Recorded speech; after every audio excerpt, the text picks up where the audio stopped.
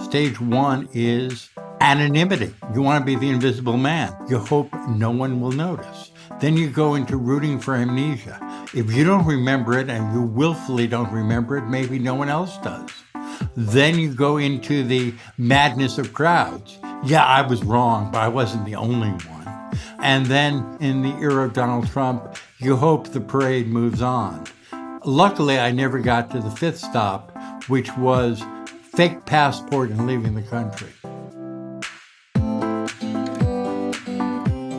Well, that was Walter Shapiro, a politics reporter and frequent guest on The Politics of Everything, describing what it feels like to be wrong and the stages of grief that he's gone through. I'm Laura Marsh. I'm the literary editor of The New Republic. And I'm Alex Pareene. I'm a staff writer at the magazine. Today on the show, we're talking about being wrong. What makes it so difficult to recognize when you've gotten something wrong? Why is it so hard to take responsibility? Is it easier to be wrong in this political moment? And is it possible to be less wrong? This is The Politics of Everything.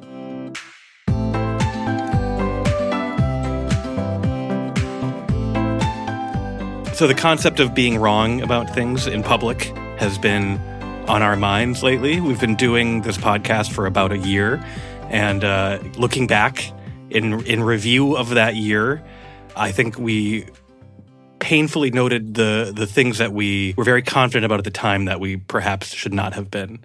We did an episode casting doubt on the idea of electability as an important factor in selecting a presidential nominee like Joe Biden, for example.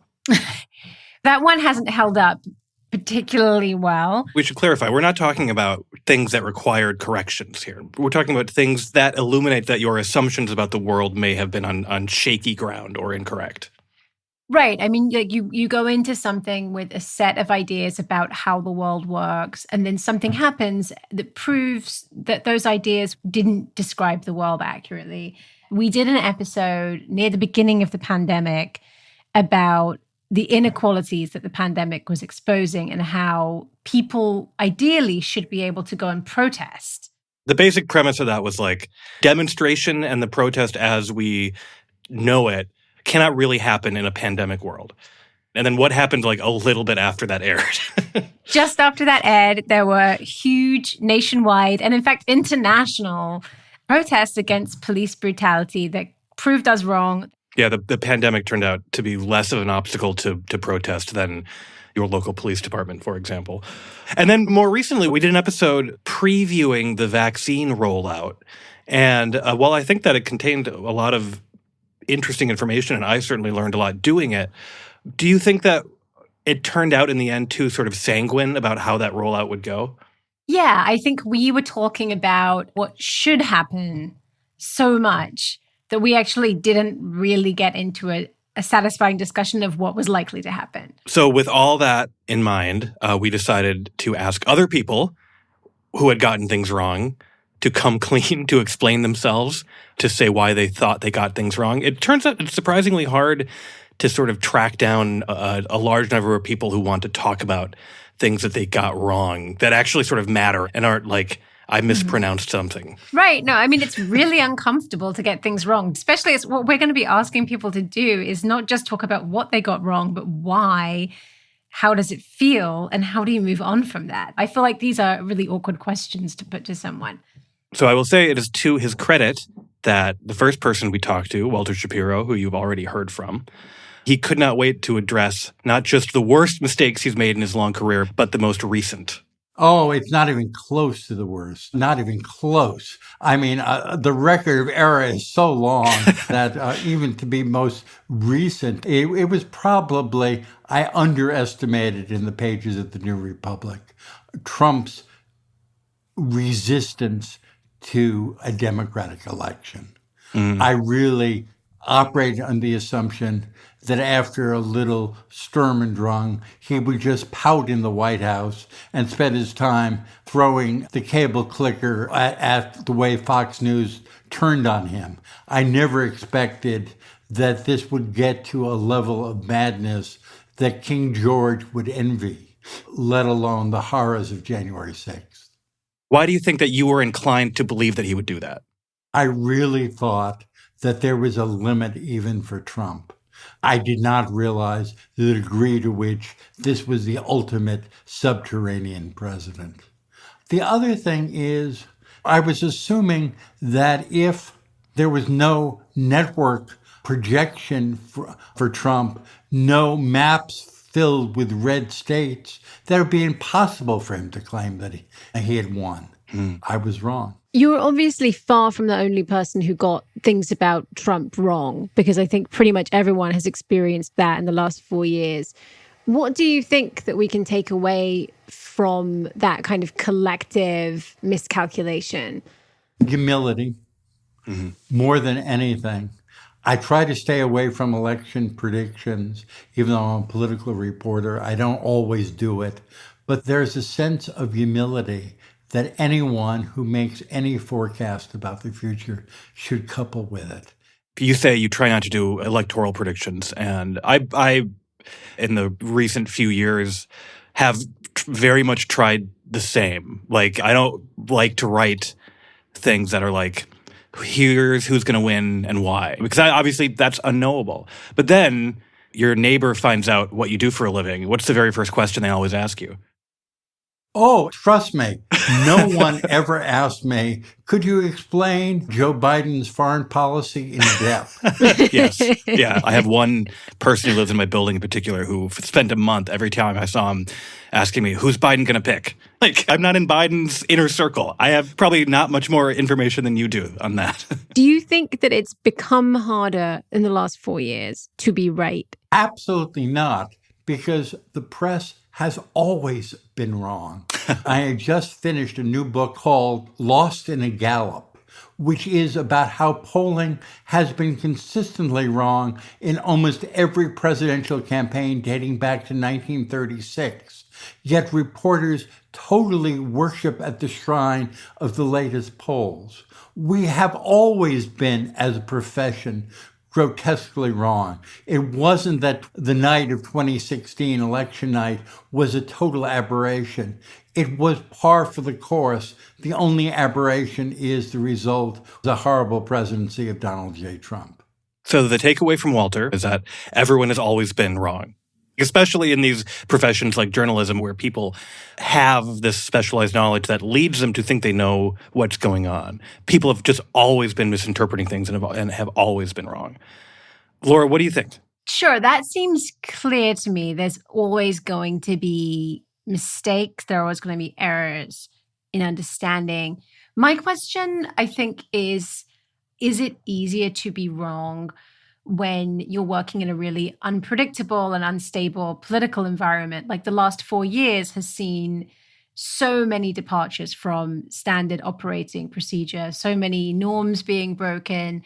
And if that's what you're basing your kind of understanding of what will happen on, surely it's got to be easier to keep getting things wrong. And in that sort of environment, a less stable American society, if it is a less stable one, someone who has years of experience in a much more stable and perhaps arguably predictable American government and society might have more trouble now than they would have before? I think my question is, are you more susceptible if you have more experience of a stable environment, or is everyone susceptible to being more wrong at the moment? So we turn to another colleague, Matt Ford, a staff writer at the New Republic, who believes that he has been getting things wrong for the past 4 years. I assumed that there was a point in which most of the Republican Party, if not the bulk of it, would realize Trump had gone too far, that their Faustian bargain wasn't worth the price they paid for it, and that they would place the Republic's well-being over his political interests. And I think it's really apparent now that that's not the case. So you say this spans kind of 4 years. And was the week of the Capitol Hill riot kind of the moment that you realized this was unequivocally wrong? Like, this is an opinion that cannot be salvaged? I went into a lot of the scandals and stuff of the Trump administration, especially, the Russia investigation and the Ukraine scandal. Not saying outright necessarily that there's a point that Republicans would break away. But definitely with the understanding that, maybe if we have the right amount of evidence, if we have the right witnesses, if we have the right facts to back this up, that maybe they will see the light. And I can see now that doesn't really hold water anymore. So what has that felt like over 4 years? Because there are these points at which the Republicans could have come forward, and if you were expecting that, that's when you would hope they would, and then it didn't happen. Well, it's sort of like I don't want to draw a too clear a comparison to this, but it's sort of like the QAnon thing where they keep expecting that, okay, well, next time is the time that Trump will launch mass raids and execute all the Democrats. Trump was able to wiggle out of this one, but perhaps down the road he will do something truly abominable, and that will be the moment where there's some sort of consequences for his actions, where there's some sort of snap back to normality for the system. What made you sort of persist in the belief that that they would break from him, or that there was a line they wouldn't cross? This is the hardest part. I feel like I had the ingredients. I've written about how Republicans in state legislatures would basically draw the map so they can't lose their majority. I wrote about political violence and how Republican politicians have discussions about the Second Amendment and the right to stand up to tyranny that can certainly lead people to think that armed violence is justified. I feel like I had the building blocks, and yet part of me, I think, just wanted to hope that would not all come together to what we saw. I think it was a little mixture of naivete and, I guess, willful blindness that things could not get that bad. So we're talking to several people. Some people are very sanguine about the prospect of having been wrong. I think for some people, it's easy to embrace that idea, take something from it and kind of move on. You sound very somber about this, almost chastened, I think. But what does it mean to you to feel like you were wrong about this? Well, there's certainly a personal element of, I guess, shame, I guess would be the word. But I don't go around moping my head about this. But I do feel that I have made a mistake, and that impacts the quality of my work. Of all the people that I've spoken to, Matt is the most kind of searching and raw. He's the hardest on himself about being wrong. When he mentions the quality of his work, it's kind of interesting because I think by any objective standard, his work is of a very high quality. Like, he makes really clear, rigorous arguments, but he is troubled by this deeper sense of having misunderstood the Trump era. Not in the sense of, I got these facts wrong, but that he was just wrong about the state of the world. And I think that's something that most people who go into any process with expectations that people will act in good faith have felt over the last 4 years. Something that I wondered if it made Matt more susceptible to feeling like he had gotten things so wrong was that his beat as someone who writes about legal affairs means that it's his job to know what all the correct procedures are. And he has an expectation that they would be followed. And so then when they're not, that is maybe more shocking than it would be to most people. Yeah, when it's your job to understand the law and to communicate clearly what the law says to the layperson, the idea of the law not mattering, I mean, it would make your work a lot harder. So both people we've talked to so far are politics writers, and both of the things that they feel they got wrong are political, specifically related to the Trump era. The next person we're going to talk to feels like he got something broader wrong. Paul Ford, who is a columnist for Wired, the co-founder of Postflight, a digital strategy, design, and engineering firm, has been involved in the internet and writing about the internet for 2 decades. We wanted to talk to him about what he got wrong about the information superhighway. So, Paul, you published a post on Medium, actually 2 posts, one sort of sarcastic and one much more sincere, in which your own self from the year 2000 interviews your current self about what the internet is like now in 2021 or 2020. What did your year 2000 self get wrong? Oh, geez. Everything. That poor little baby was sitting there at his computer, just seeing wonderful things coming down the pike, seeing communities rise up and cultures form, and everybody was going to get along so great. And we were going to use blogging as a way to build a new society where everyone had a voice. And he was wrong. That guy was wrong. What specifically did he get wrong? I really did think that the technology of the web was something that everybody was going to get excited about, just in the way that I did, and that we would kind of get into building the web as a society together.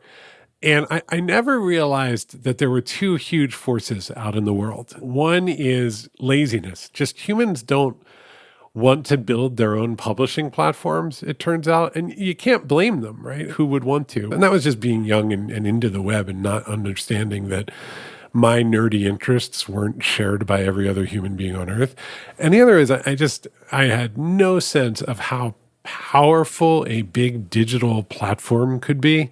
At that point, around 2000, Microsoft was the giant, terrifying player. They were kind of looking to destroy a lot of open internet culture, or that's how we felt.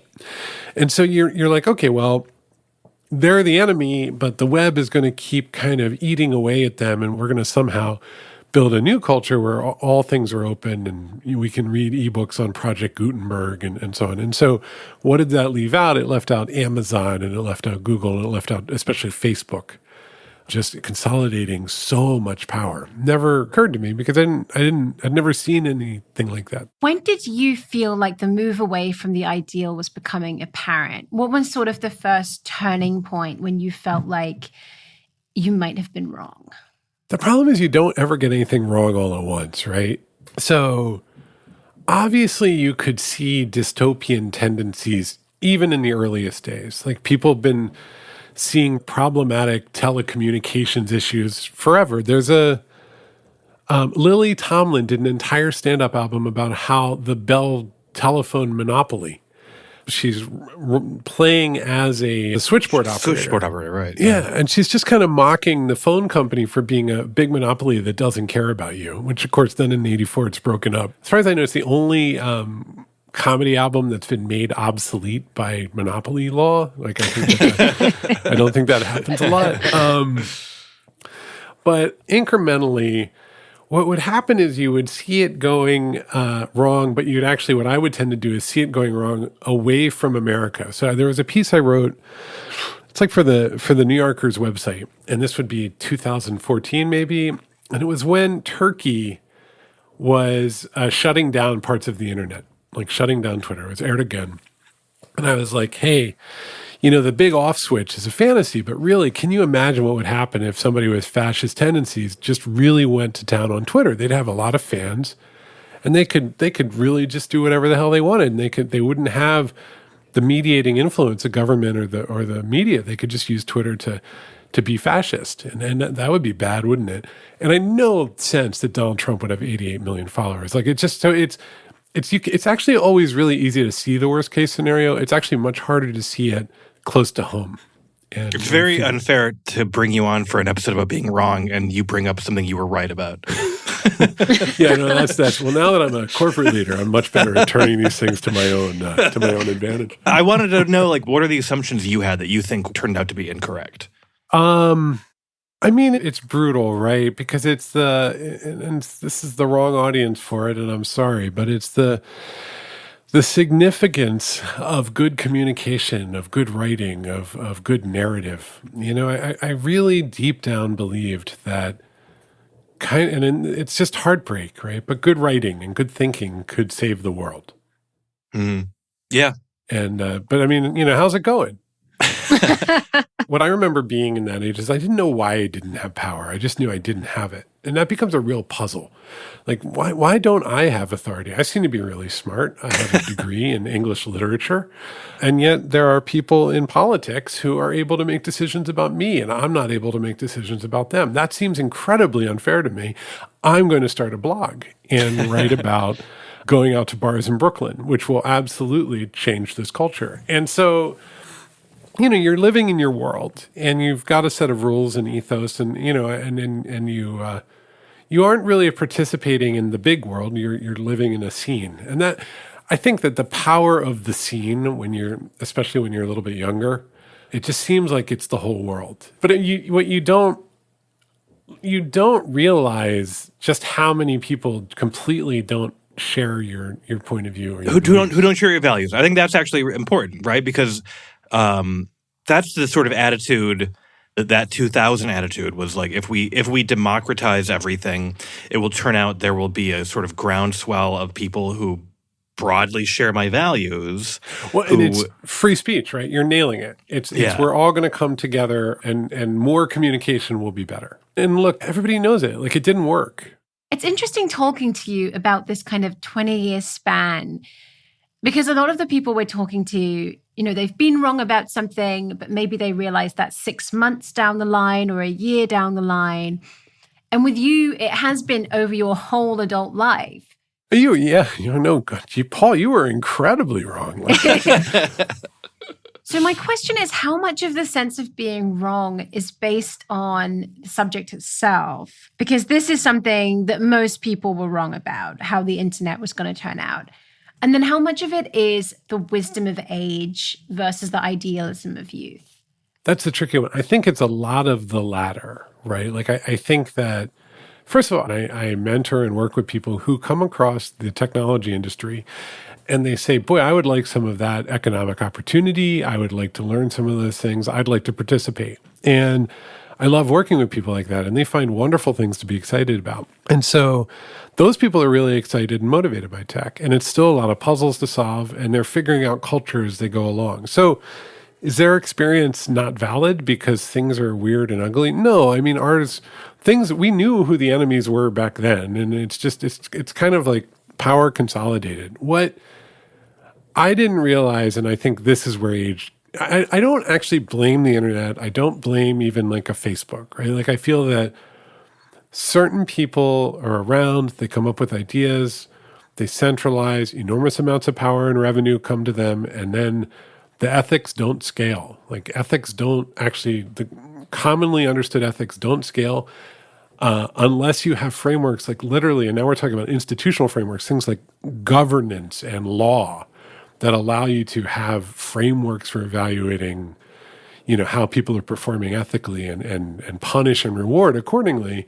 And like, Facebook is like, we're going to create an oversight board of handpicked, we went to the animal shelter and got an oversight board, and aren't we great? And you're just, so that, I'm not surprised that happened. I think a lot of it is just you're getting older and you realize like, oh, this is how power works. And boy, people really want those things. And instead of feeling really bad about that, they actually feel completely fine about it. And now they have 50,000 employees, and they're completely central to the world economy, and they're not going to put their headquarters in Queens. It's just very weird to have been part of something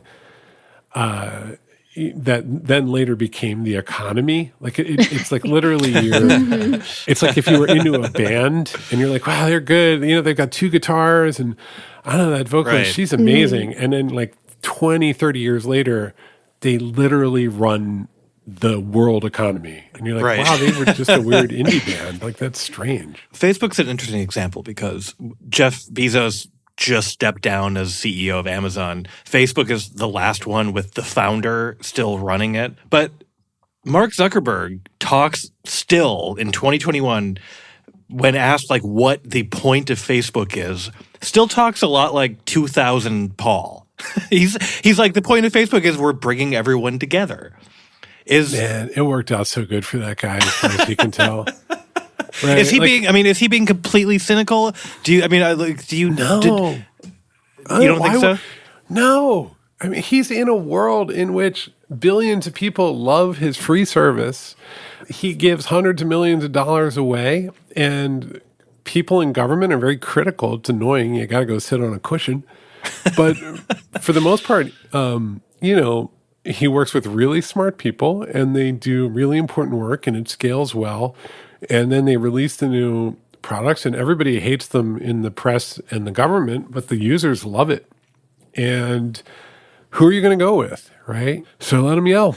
If you need to go to another congressional hearing, you will, but my God. And then you're going to smoke your meat, and you're going to hang out with your buds, and you're going to raise your kids, and you're going to just say to hell with it. Because after, all of us have had in our careers people who just are like absolutely think we can go to hell. And what do? You just go like, well, I guess I'm going to continue doing what I'm going to do because I really don't feel like bending my life around somebody who is angry at me on Twitter or sent me a weird email. And for him, the government is the person who's angry at him on Twitter? It's at that scope. No, that's where he got. And like I said, there's no ethical systems that actually scale at the speed that he would need. And so instead, they're like, at Facebook, we care very deeply about your privacy and security. If the year 2000 Paul had invented Facebook and you were now a billionaire many times over still running the company, would you have published that Medium post in which you instructed your 2000 self that you were wrong?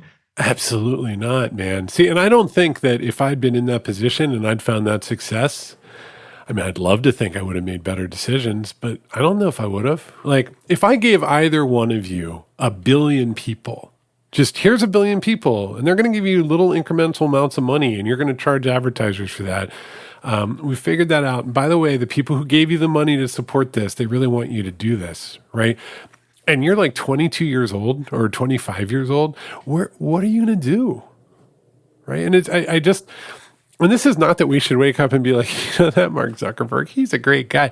But these problems are structural. It's not, he doesn't think that these are the problems. He thinks the problems are elsewhere. And we think the problem is him and his company. And maybe the truth is in the middle. Maybe the truth is on our side. I kind of don't think it's on his side after observing for a long time. But they could pay me to be wrong. I don't know. So you wrote 2 versions of this piece about what you got wrong about the internet. One is serious and one is very funny. What do you find funny about being wrong? It's very important to remind the world that you're completely fallible and kind of an idiot. And you need to do it every single day because otherwise marketing and web tools and the frameworks we've built are all designed around telling you that you're a famous genius and that you should just log in and tweet some more.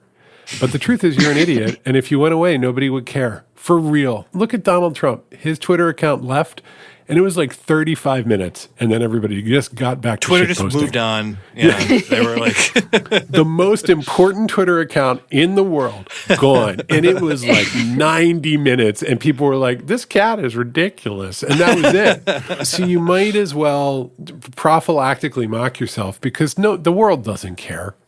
And it's fun to point out just what a ridiculous clown you were when you were younger. It's very important. It's very healthy. So Paul seemed to suggest there's something healthy about looking at yourself, your past self, with some critical distance and not being so wrapped up in yourself that you can't laugh about the things your young self was wrong about. I mean, I think that's what we're trying to do, right? Like we're trying to look at what we got wrong and compare our experience of that with other people. I wouldn't necessarily compare it to my young self because I was only a year younger when we made some of these episodes. But I was very happy when he acknowledged that if he had been in Mark Zuckerberg's shoes, he would not be wondering about what he got wrong 20 years ago. Because I think it's easier to admit you were wrong and to come to terms with it if it wasn't profitable for you to be wrong.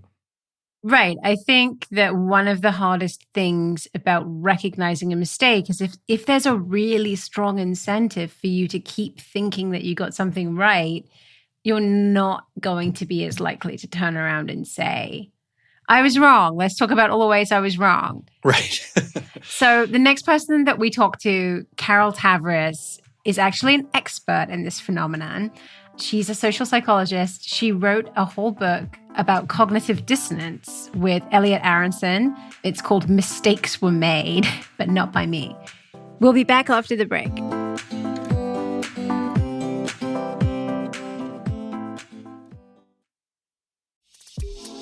Prospect is Britain's leading monthly magazine of ideas, politics, and culture, exploring the big debates of the day on both sides of the Atlantic. Their weekly podcast, The Prospect Interview, offers in-depth interviews with the brightest minds to discuss all the things that matter. Recent guests have included Booker Prize winner Douglas Stewart on writing working-class Scotland, journalist Owen Jones on the British left after Jeremy Corbyn, and biographer Peter Salmon on the life and work of Jacques Derrida. And the show features the sharpest think tankers and insiders to explain all you need to know about Brexit and where on earth Britain goes next. You can find the Prospect interview at prospectmagazine.co.uk/podcasts or subscribe through your usual channels.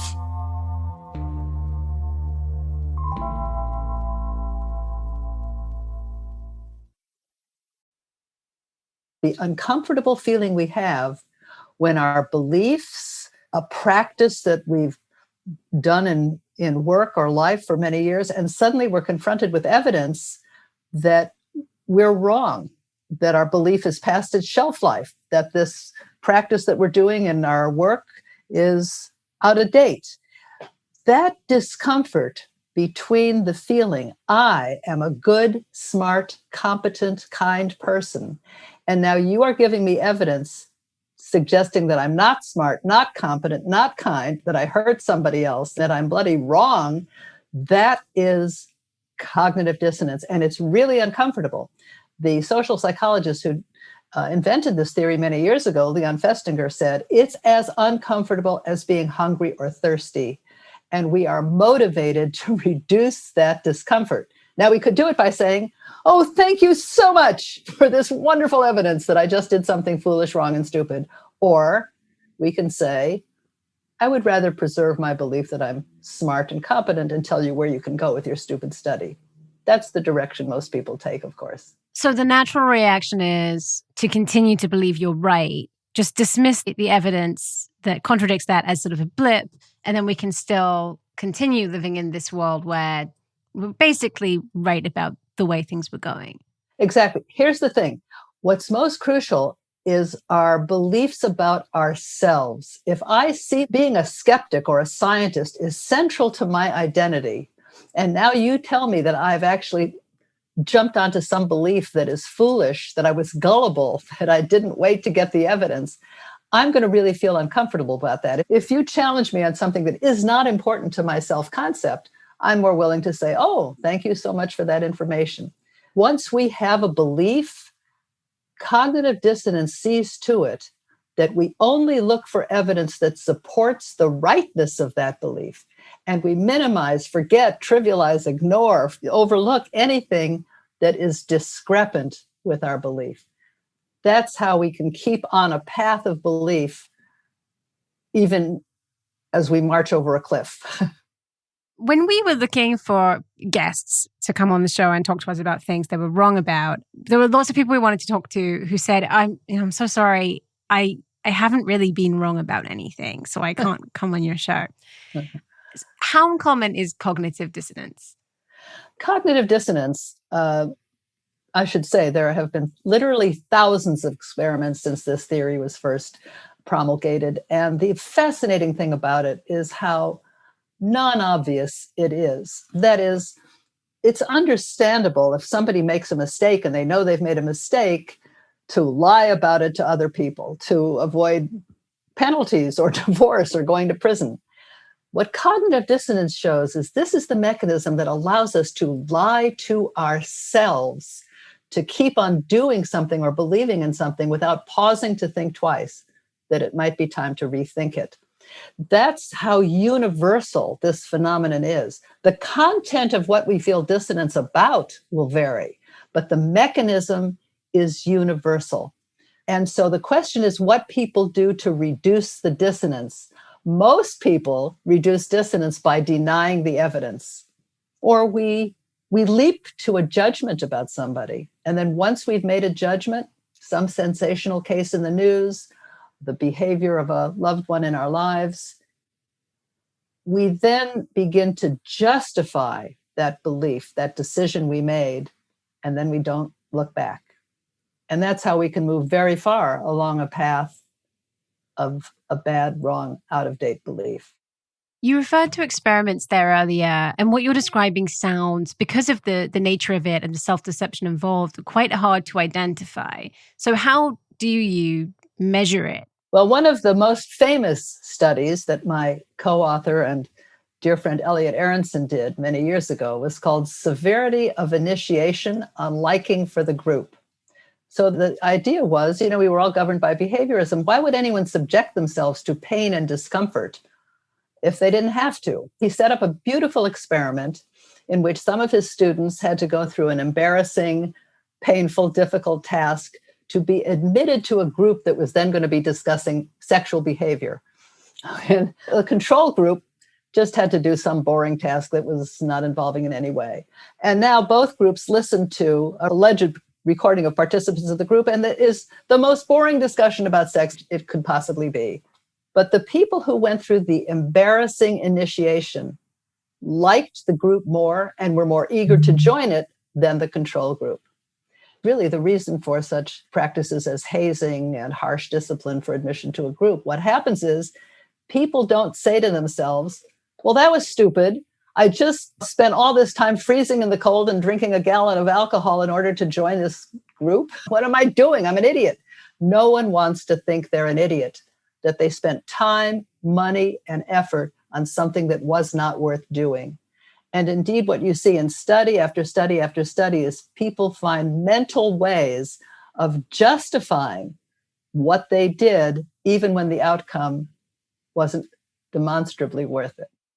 So the title of one of your books is Mistakes Were Made, which is very famous phrase used by not one but two U.S. presidents, or maybe more. Am I right? Many. About that? Oh, everybody Many. has said it. Yes. It's the subjective self-exonerative tense, as one journalist put it.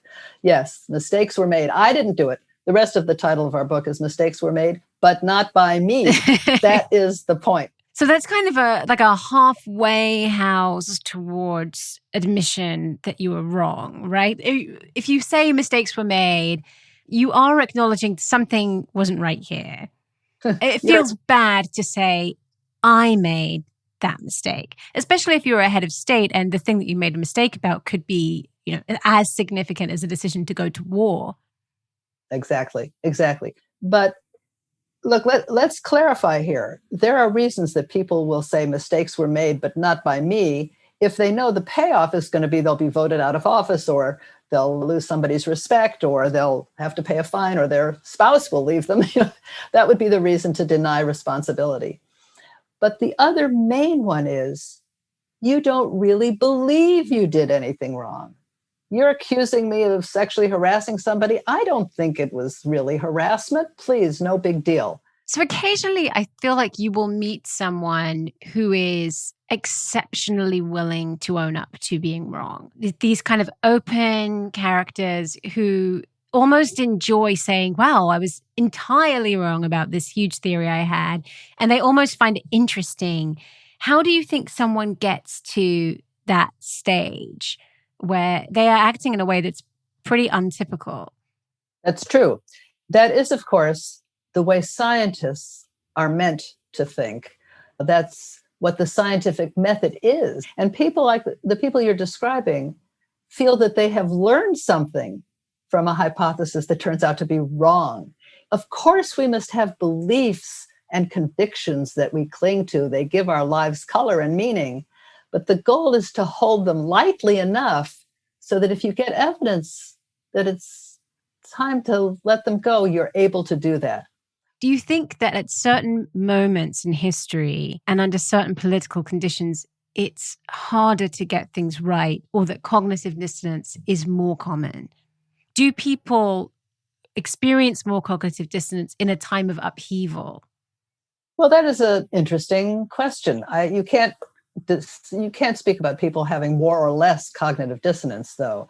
I think what your question reflects is that, as many have said, our country has become so politically polarized that every decision suddenly is now attached to a political commitment, if you will, so that decisions that would once have been not terribly fraught or that would not induce massive dissonance to learn that they might be wrong, now suddenly are.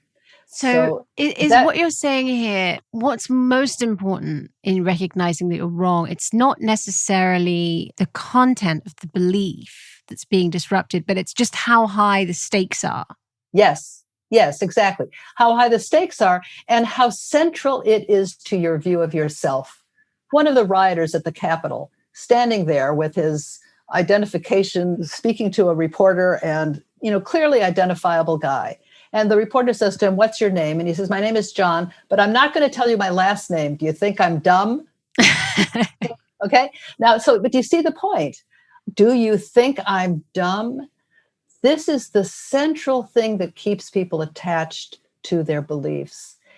When we talk to another person and we say, "What were you thinking when you did XYZ?" That question is saying to them, "What, are you stupid?" And what are they going to do? They're going to say, "What I was thinking was, I was really smart and well-informed to make that decision." You'll make them want to justify that decision even more strongly. See, the point about being able to say I was wrong is not just to say I was wrong and get it off your chest and say, "Please forgive me." The benefit of it is to say, what was I overlooking that I should have noticed?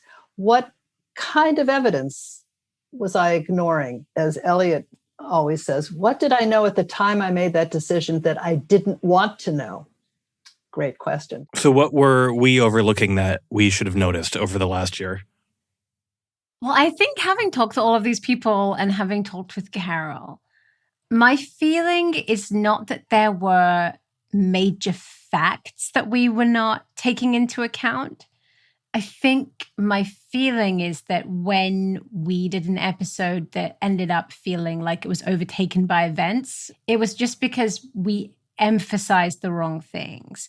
We had the right concerns. We were asking about what makes a candidate attractive? When do people need to protest? How will we get vaccines? We just didn't manage to frame those questions in quite the right way sometimes. I think about the vaccine episode, I think in the back of my head, I was thinking, this all seems a little too confident about the rollout based on how the government's been going recently. But at the same time, this is also me just saying, well, it turns out I have never been wrong about anything. Even if I didn't say it, I was actually secretly right. So perhaps I haven't learned anything this week. Well, the vaccine episode to me is one of the more puzzling things we got wrong, because we were wrong because we were too optimistic. Yes.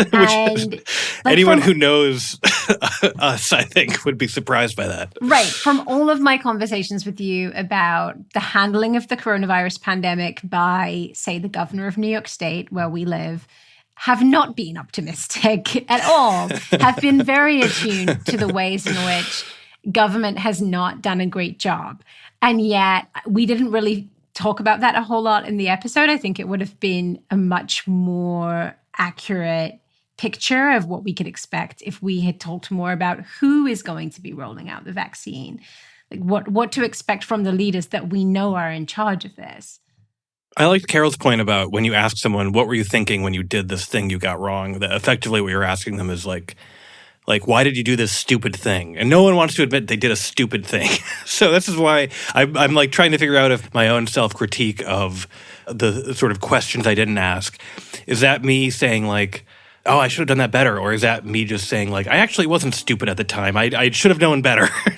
Right. Is this our way of saying, normally when you're wrong, it's because you did something stupid, but actually we were wrong because we were too smart. Yeah, exactly. I mean, that's possible. I think we should be open to the possibility that we were wrong because we were too smart, Laura. Somehow that doesn't feel like the right takeaway for this episode. I'll let the listener decide. I'm going to try and live up to Paul Ford's spirit of humility. That's probably the wiser course of action. The Politics of Everything is co-produced by Talkhouse. Emily Cook is our executive producer. Kevin O'Connell is our audio engineer. If you enjoy The Politics of Everything and want to help support the show, one thing you can do is share your favorite episode with a friend. Thanks for listening.